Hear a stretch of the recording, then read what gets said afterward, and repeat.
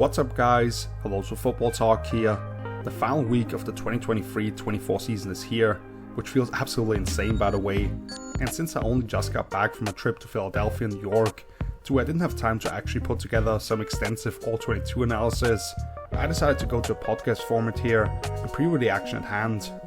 To do so, I will run through the entire Week 18 schedule, mention the meaningless matchups in regards to playoff implications, which I'll skip here, quickly go through the somewhat relevant games, and then dive a little more into the key matchups on the slate, all the way up to Sunday Night Football.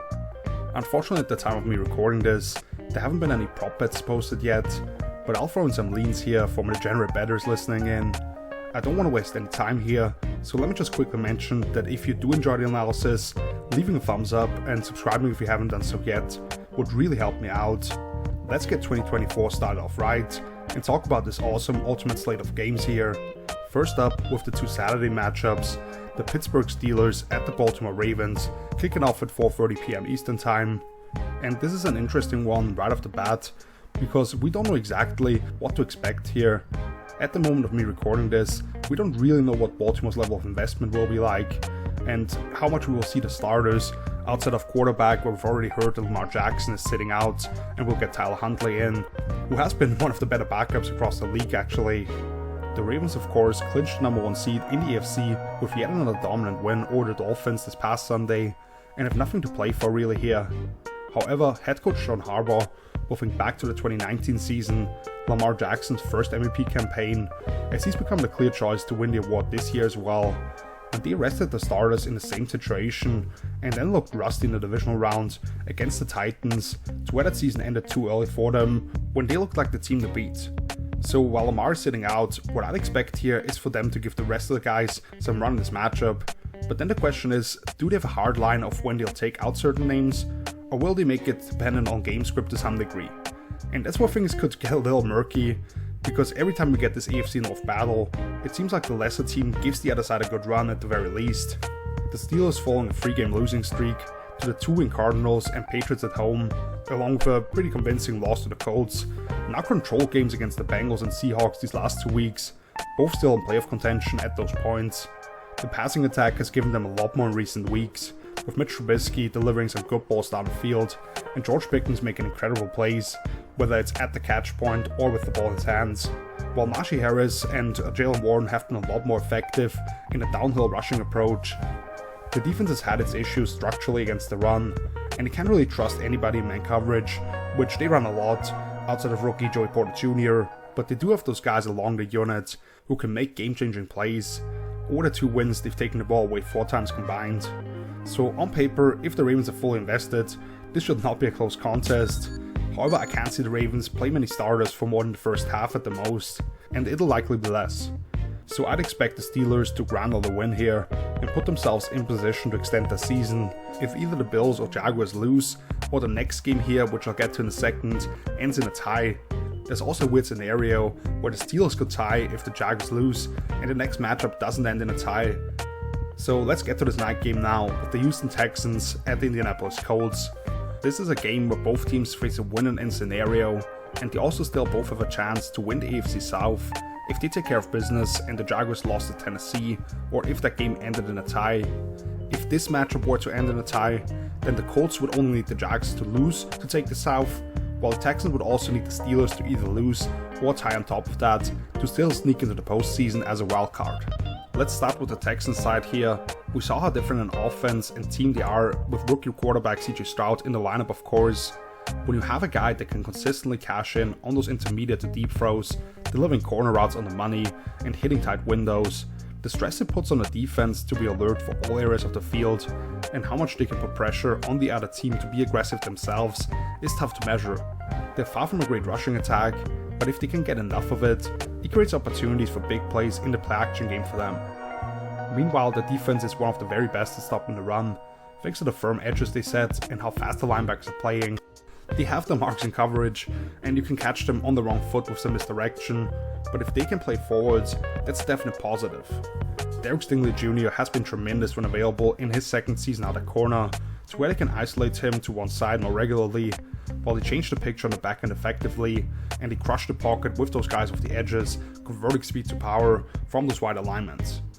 For the Colts, they've stayed pretty healthy on the offensive side after their rookie quarterback Anthony Richardson was lost for the year. The O-line regaining the status as one of the best in the league has been the key for them, along with the creativity of head coach Shane Steichen.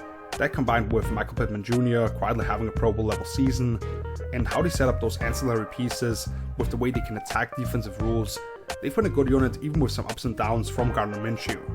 Defense remains fairly simplistic in their approach under coordinator Gus Bradley, where they run a ton of cover 3 and rush 4, but while at least one of the corner spots has been a problem area for the entire year, the fact that those guys up front can get home more routinely has been the difference.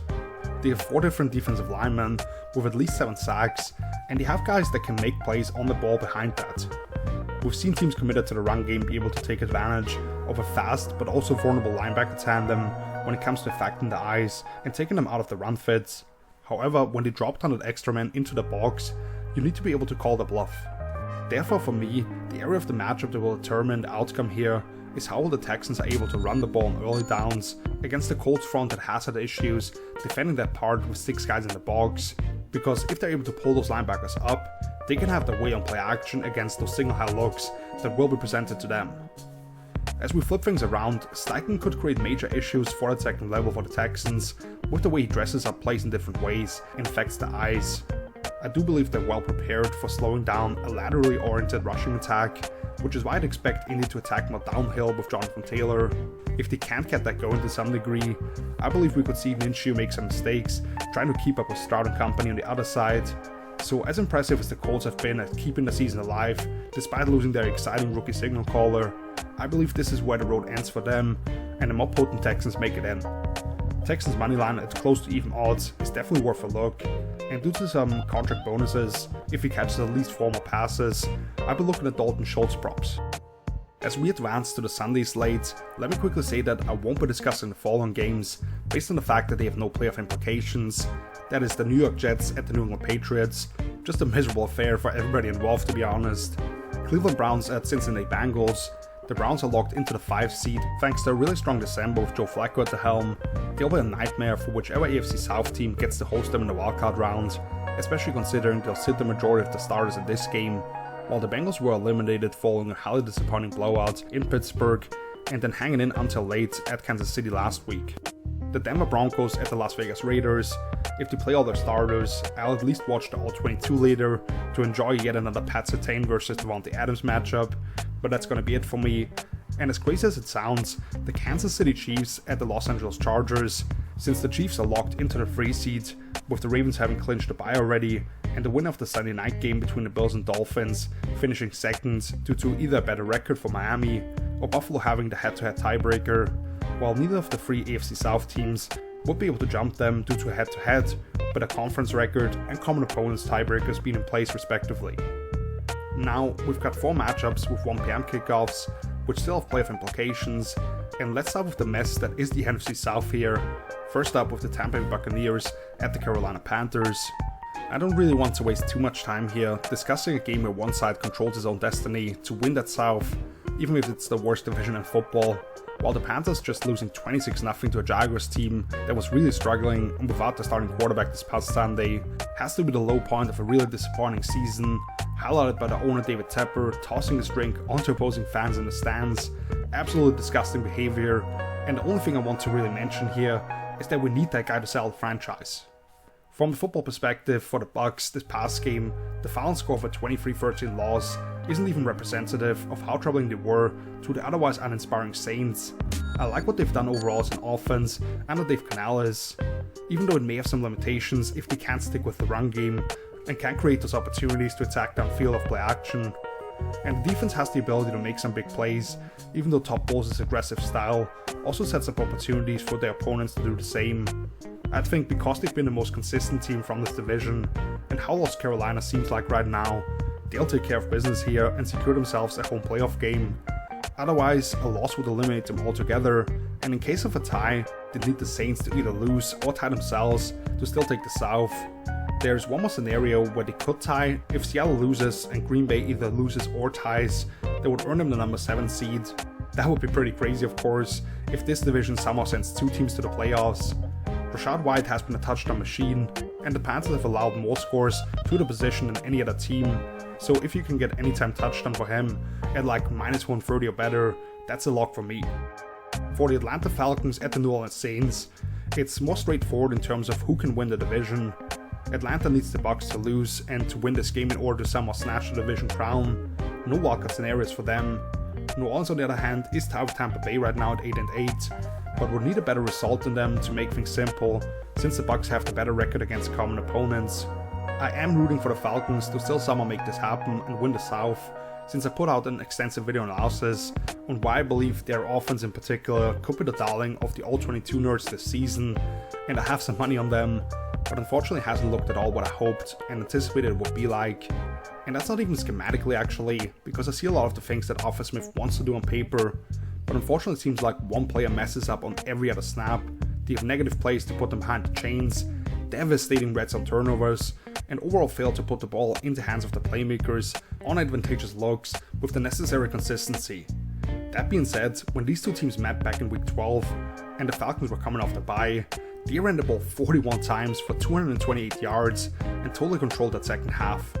The big turning point before that was when the Saints were in the red zone already up 3-0 and Jesse Bates took an interception near the length of the field for a touchdown to flabbergast Derek Carr and company, completely flipping the momentum of the game. Generally, you really like how Atlanta matches up here defensively. They have the beef on the D-line to make the traditional run game of the Saints inefficient, they can make Carr uncomfortable with some good blitzers at the linebacker position, and a corner in AJ Terrell who they can trust on the outside against Chris Olave for certain stretches. New Orleans did have by far the most impressive offensive performance this past Sunday against the Bucs at fault, however.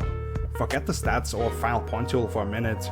This has been one of the most anemic passing attacks across the NFL coming into last week. The concepts have been pretty elementary West Coast stuff. Carr's checkdown rate was astronomically high, they don't have many true yak threats, and the lasting image coming out of games with them usually that you have, a pass is being thrown short of the sticks on third downs.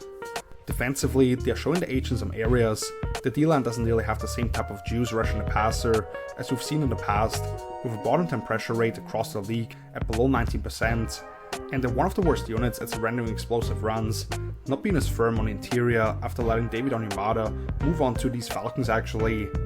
Where they are excellent is that trio of starting corners between Marshall Lattimore, Austin Adebo and Alontae Taylor, so I'd expect him to look at the last meeting and commit heavy resources to stopping the run and putting the ball into Heineke's hands, asking him to beat them, which in turn makes Drake London and Kyle Pitts the players to watch here, with their ability to beat man coverage during the route and at the catch points. I'd lean towards the season series being split, as the Superdome will be loud and help force some miscues, which have been already very common for Atlanta offensively, but I wouldn't be shocked at all if there's some tenseness for the Saints here, and Arthur Smith goes into his trick basket a couple of times to punish their aggressive approach defensively, as he's not totally off the hot seat yet, and could really use a big time win here, even though the Bucs may be taking care of business simultaneously, to where it has no bearing on the season being prolonged. But let's move on to the two other 1 PM kickoffs with meaning for the playoffs. First up with the Minnesota Vikings at the Detroit Lions. Believe it or not, Minnesota still has a shot to make it in as the final wildcard team. It is a very slim one because they need to win, along with the Packers, Seahawks, and either Bucs or Saints all losing.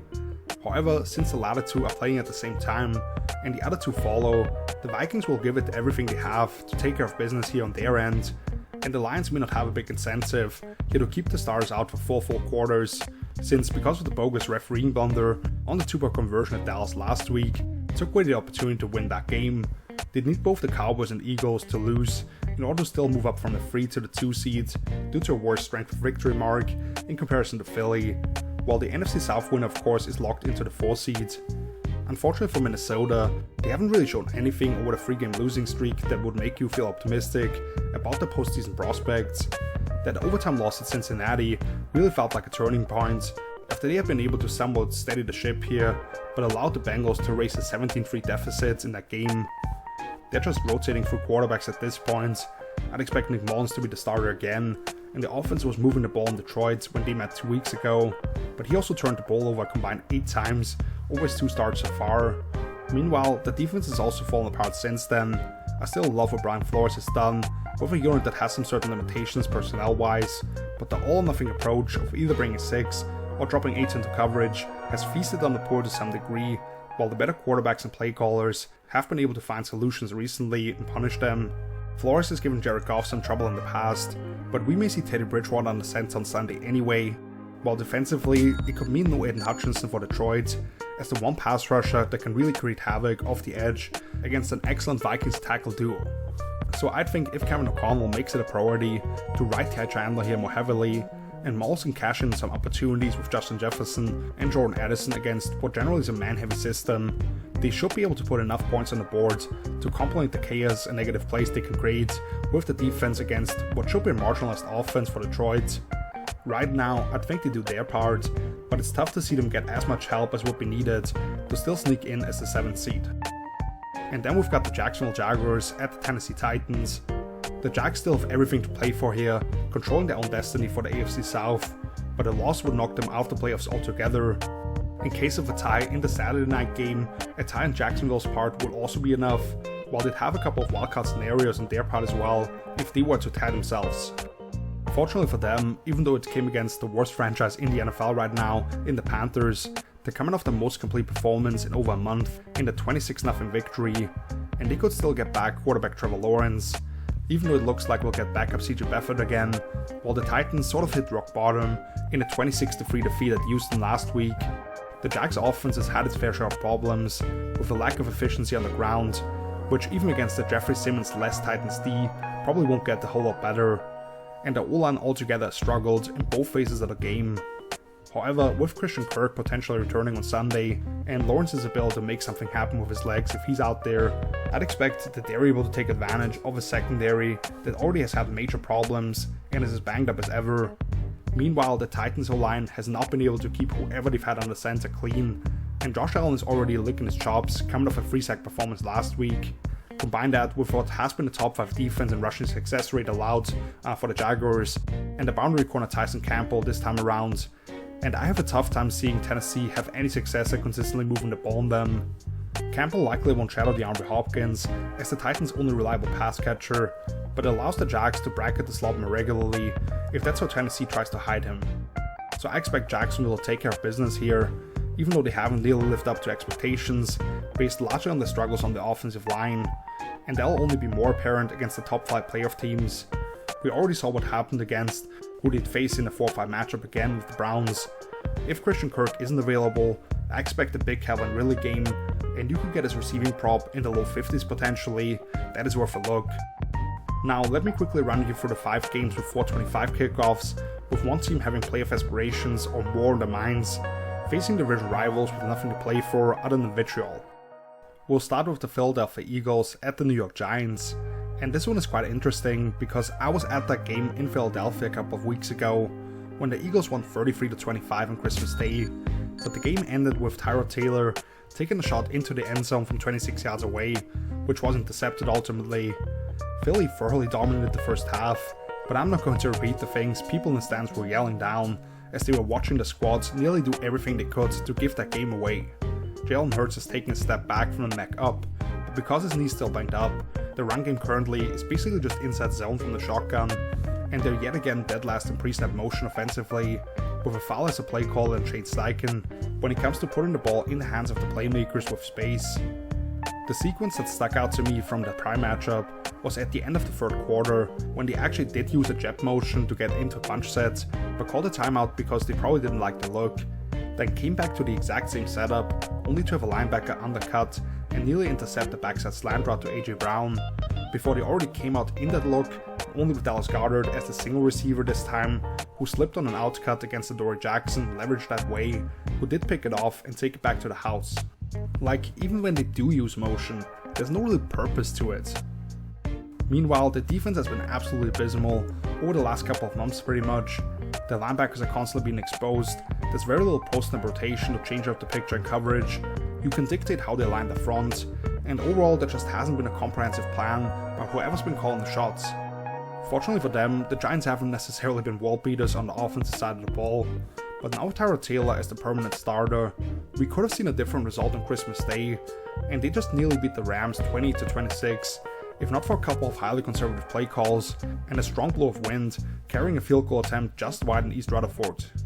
Brian Daboll has had his blunders coming off a Coach of the Year campaign, but between him, Mike Kafka, and Wink Martindale as the coordinators, I know they'll at least throw some creative stuff out there to force the issue for their opponents, whether that's putting linebackers in conflict with more complexity in the run schemes that they use, or Wink having nose tackle Dexter Lawrence as an off-ball rusher, while Tyrod has hit Darius Slayton for 80+ yard touchdowns each of the past 2 weeks. I think going back to the film, the Eagles will realize that they simply needed to not give the G-men chances to climb back by turning the ball over and hammering them on the ground, while the D-line has a decisive advantage here. But after losing to Arizona just now, I just can't have a ton of confidence in the squad to show that they're the better roster, so I see this being a lot tighter than Philly would like to see it. Tough to see the Eagles allow Slayton to break yet another long one in this matchup, but I could see a solid Darren Waller performance, and AJ Brown on the other side is due for a big game if Devontae Smith is out and the Giants stick with as much man or match quarters as quasi-man as they did in the first matchup.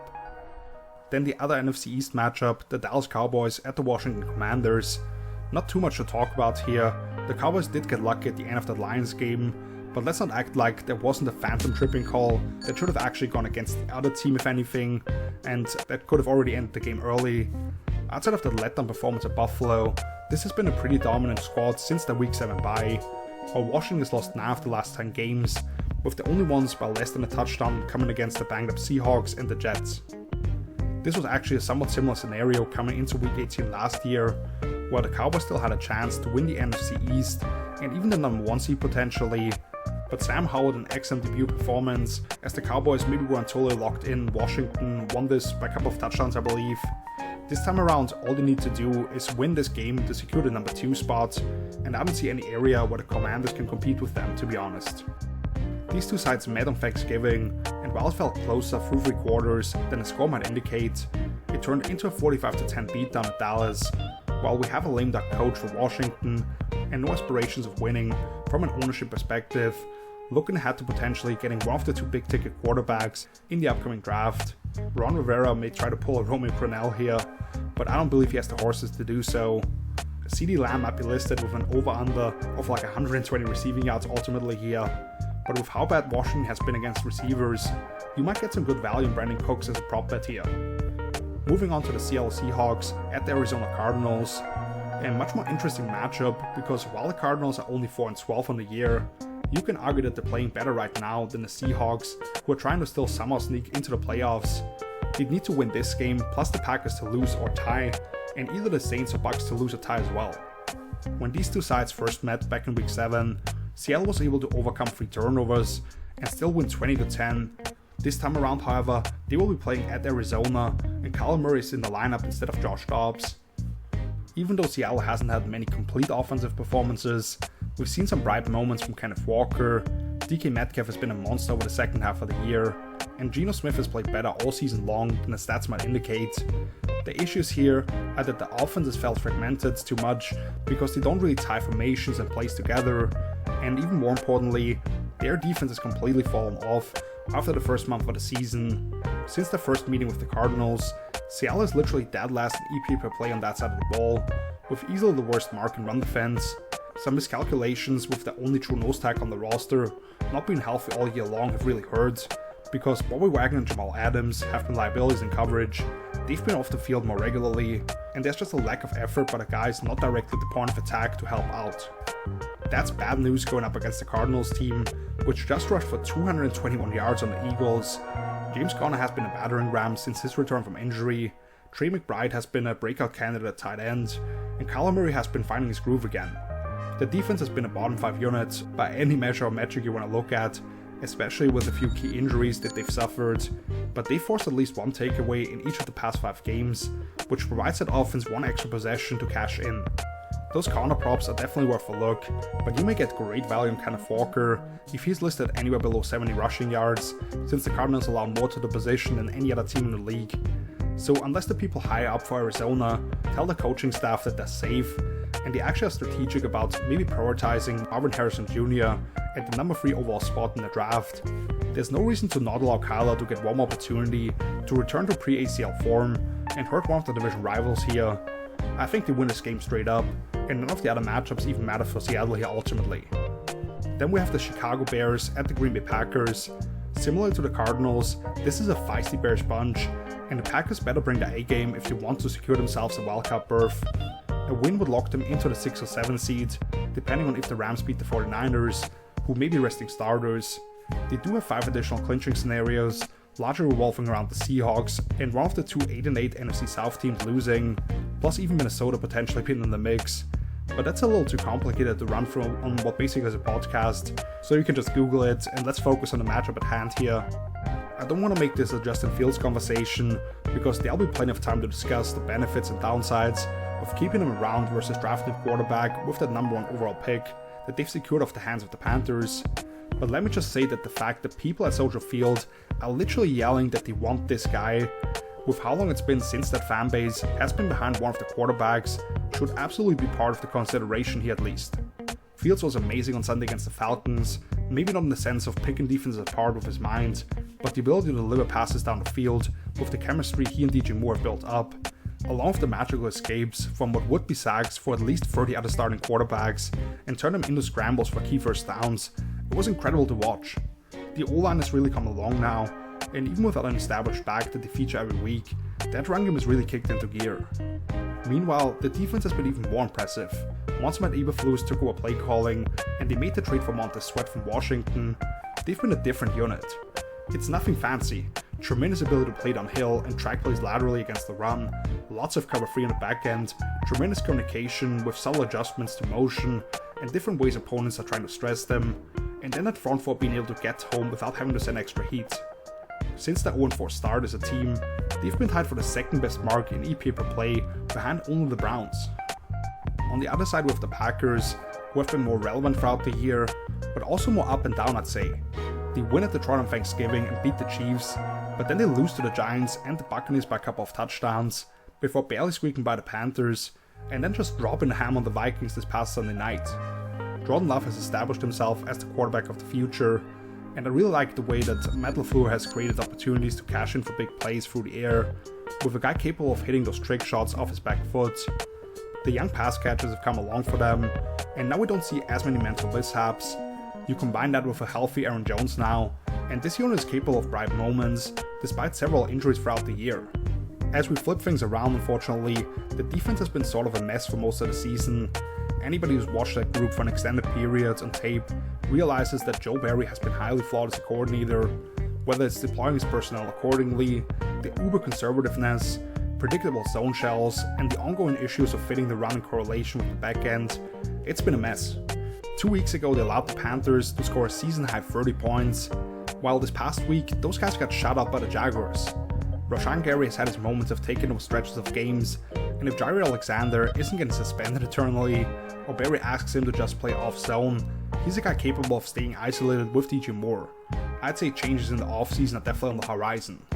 What should make Green Bay confident coming into this matchup, however, is the fact that this unit has had its best performances against the Bears recently, combining 2022 with the dominant Week 1 win at Chicago, which immediately put a damper on this year's prospects for them. Fields has just 1 passing touchdown compared to 5 turnovers against his unit, and they've just struggled to move the ball consistently. I do believe that this is the best version that we've seen of the Bears, and that in particular the defense can really challenge Love into delivering some tight window throws, while this is the most complete offense that they've thrown at the Packers. So I absolutely expect this to go down to the wire, and that the Bears will come close to being yet another NFC North rival to knock the Packers out of the playoffs for the 2nd straight year. But I see Love being able to put together a game-winning drive late to send them onwards to the playoffs. It burned me last week in a snowy game against the Falcons with Bijan Robinson, but the Bears are allowing an average of over 60 receiving yards to running backs, 50 more than any other team in the league, so I'll probably be hammering Aaron Jones' receiving props. And then the final 4:25 kickoff, the Los Angeles Rams at the San Francisco 49ers. Here we have a matchup between 2 NFC West foes, where the Niners have already secured that first round bye, while the Rams have clinched a wildcard berth, but could move down to the 7th seed with a loss plus a Packers win, which most likely would be the difference between traveling to Dallas or Detroit, having lost that first matchup with the Cowboys quite decisively midway through the year, while the latter scenario, a 3 vs 6 matchup it appears, would mean Matt Stafford going back to Motown after spending the first decade of his career with the Lions, along with Jared Goff of course playing against his former coach Sean McVay. That would be an awesome game. Either way, for me the difference between the Ravens and 49ers, having clinched those top seeds in either conference, is that San Francisco is a lot more familiar with what it takes to make a playoff run over these last 4 years. Even though Brock Purdy is only in his second season, and they've rotated through some names, a lot of the core from its Super Bowl at the end of the 2019 season is still there, while having made it to the NFC title game each of the prior 2 years. I would very much think that their priority is full health here, and at best we see a couple of drives from the starting offense, sans Christian McCaffrey, who's currently dealing with a calf strain, while a meaningless Rams field goal with time running out left the gambling world in shambles, but otherwise had no real effect. Then making the final score 30-23 when these teams had their first meeting at LA. That was a tight game at halftime and pretty close affair overall. The Niners have become even better since then, but the Rams have turned themselves into a squad that nobody in the NFC really wants to face. Sean McVay has looked rejuvenated with even more creativity and present movement to create positive looks on offense. With a new duo of physical guards, they've become a downhill duo-heavy run team spearheaded by fantasy superstar, an excellent all-around back Aaron Williams. Puka Nacua is setting rookie receiving records, and if Cooper Kupp can be healthy for a playoff run, with the way Matt Stafford has been slinging it all year long, that's a tough offense to prepare for.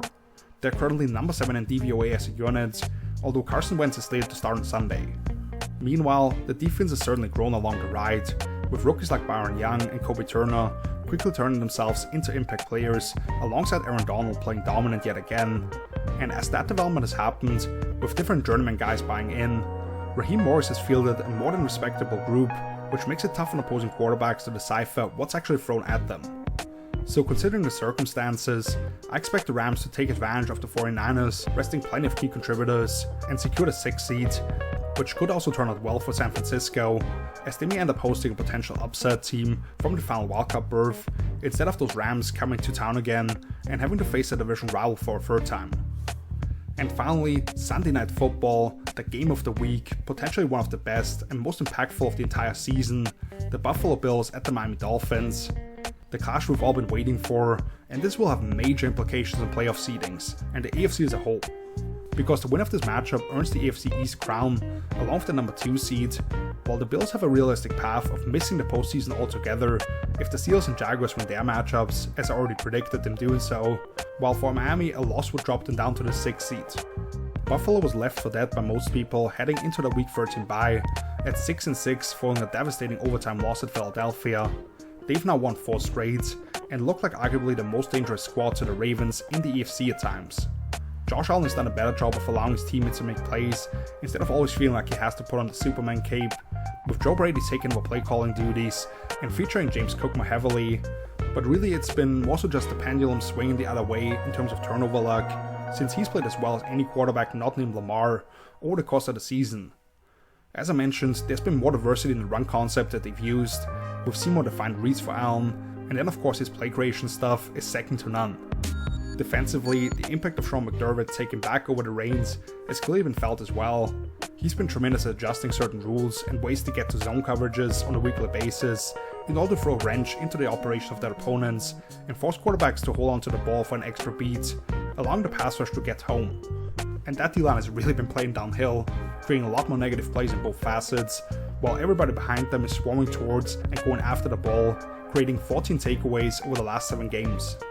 For the Dolphins, you can argue that they had sort of reinvented themselves as a team over the last couple of months. After losing to the Chiefs in Germany and coming out of the bye week, they went from this high-flying attack with a defense that could be gashed to more of a ball control unit while dealing with different injuries, while their D has really stepped up once they got Jalen Ramsey back for Vic Fangio to orchestrate his coverages around to some degree. Jalen Waddle on offense unfortunately has been in and out of the lineup all season long, and the center Connor Williams was having a Pro Bowl level year, but was placed on injured reserve a couple of weeks ago, and we've seen this offense have problems against the better DCs across the league, who have been able to force them to operate left-handed to some degree. However, a healthy Tariq is that queen on the chessboard that can change how the field is structured. Tua has been better at making those post-snap adjustments this year, and Mike McDaniel has continued to evolve his approach. With that being said, I'm not sure how many more injuries this Miami defense can overcome. Now both the starting edge defenders Jalen Phillips and Bradley Chubb are out for the year. Cornerback Xavier Howard was carted off this past Sunday at Baltimore, and they're hopeful Jerome Baker, as this cleanup play on the second level for them, can be back for the wildcard round. That's a lot to replace though, and we just saw the damn break this past Sunday against the Ravens, who specifically targeted those matchups against replacement players. Generally, I really like what Fangio has been able to do with those safety rotations late in the play clock to create hesitation, and the games they run up front, but at some point you just run out of horses to make it happen. That's why I believe they'll have a tough time of finishing the job here as far as the regular season is concerned and secure the division. Looking back to the first meeting in week 4, the Bills were the first ones to really slow down what was an offense on a historic pace, and Josh Allen was lighting up that Ramsey-less secondary to the tune of a perfect passer rating in a 48-20 beatdown. I do believe that McDaniel will have some more answers and not stubbornly attack the middle of the field when Buffalo floods that area. Some of the stuff Fangio does from a coverage perspective could give Allen some trouble, and this Bills team, following 3 games out in the cold between Buffalo and Kansas City over the past 4 weeks, now has to travel to South Beach, which is going to be a lot different in terms of the weather. So there are some mitigating factors that make me believe this could be a lot closer if Miami gets back Raheem Mostert and can pound him up the middle a little bit. But at this point, one side is just too banged up against the Bills team that seems poised for a potential deep playoff run. I like Buffalo by a touchdown, and because the Diggs vs Ramsey matchup will be a lot to focus on, this weirdly feels like one of those big stage Gabe Davis performances, as up and down as his game logs have been. And that's going to conclude this preview of Week 18. Thank you so much for watching. If you enjoyed the video, please let me know with a thumbs up, and subscribe for more if you haven't done so yet. Let me know your thoughts in the comments on these upcoming matchups, and maybe you could share the video with a friend who you think would enjoy this type of content, as well to help me out and get the year started off right. You can also follow me on social media with the handles you see on the screen right now, as well as down below in the video description, where I throw up my final betting picks and other thoughts, along with the link to my page Footballtalk.com for all my content in one place.